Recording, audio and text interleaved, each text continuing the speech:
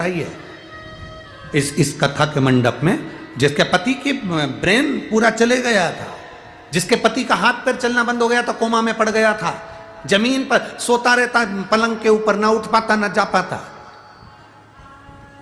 और इस कथा मंडप में एक महिला ऐसी बैठी है जिसकी आहार नली पूरी निकाल दी गई कैंसर के कारण, और डॉक्टर ने केवल 15 दिन दिए कि 15वें दिन ये मर जाएगी।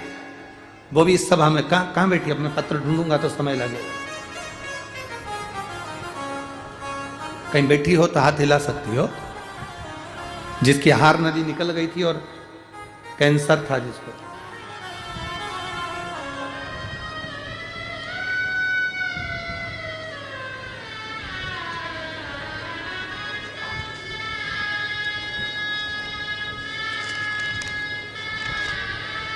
मेरा नाम वनीता उनाहले, गांव दांडे गांव, तालुका कलमनुरी, जिला हिंगोली।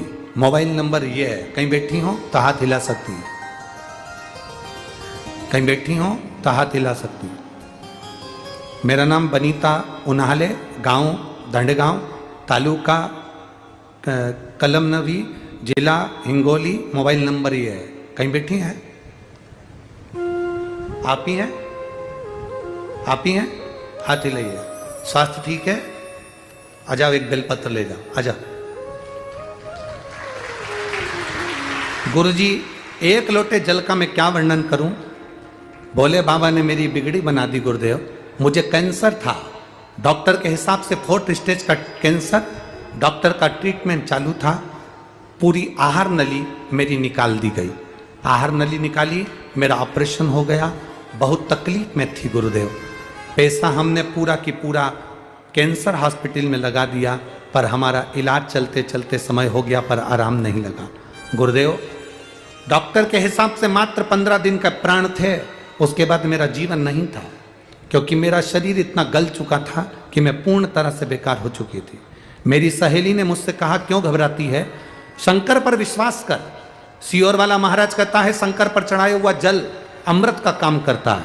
तू एक काम कर, आहार नली निकल गई ना, कोई बात नहीं, शिव जी पे 1 लोटा जल चढ़ाना चालू कर, एक बेलपत्री को पीस कर, आहार नली भले चली गई हो उसको चाटना प्रारंभ कर। मैंने अपनी सहेली के कहने पर गुरुजी कथा सुनना प्रारंभ करी। मंदिर बहुत दूर था, मैं चल नहीं पाती थी क्योंकि कमजोरी इतनी ज़्यादा थी कैंसर की। थोड़ी दूर चल के रुक जाती थी, फिर थोड़ी दूर चलती, फिर रुक जाती, और आखिरी में मैंने शंकर भगवान को जल चढ़ाया। वो जल पीना प्रारंभ करा। थोड़े दिन तक तो मैं मंदिर गई क्योंकि मेरे शरीर में दम नहीं थी गुरुदेव।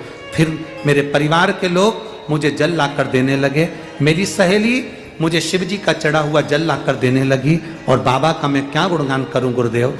हमने दूसरी बार जब वापिस कैंसर हॉस्पिटल में ले जाकर जांच कराई, CT स्कैन कराया, तो डॉक्टर के हिसाब से मेरी पूरी रिपोर्ट नॉर्मल आ गई और मेरा कैंसर समाप्त हुआ। मैं बाबा को यहाँ प्रणाम करने के लिए